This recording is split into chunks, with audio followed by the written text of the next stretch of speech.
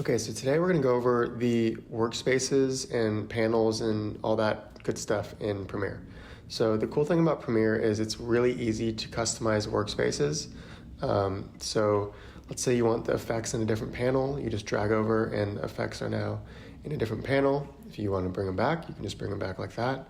And it's really easy to customize the size of the windows and panels. But let's say you are just going wild here and just putting stuff in just crazy places.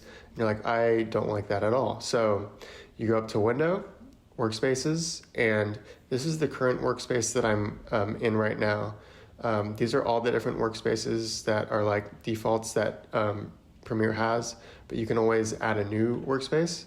And so if I like this for whatever reason, I can save or I can save the changes to this workspace.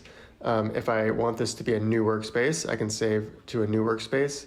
But obviously I was just messing around, so I want to reset to my old workspace. So now we can see we have the old workspace here. The other thing with panels is sometimes if you might double click on a folder, and you can see here, you actually went in the folder and it created or a bin, and you can see it up top. This is the bin that we came in. If you want to go back, you basically just go back and there's the folder again in the project panel. But I don't like having all this clutter up here with a bunch of different panels that I don't need. So I go up to here and I like to close the panel.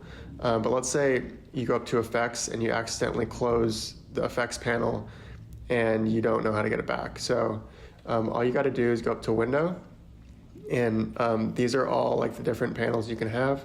And there's the effects that I got out of, and there's the effects again.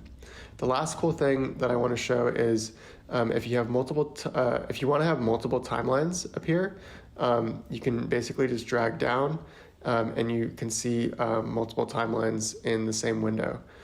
Which is the really cool thing about Premiere is you can easily work in one window, but of course if you have multiple monitors, it's really customizable for that also. And those are some cool workspace tips in Premiere.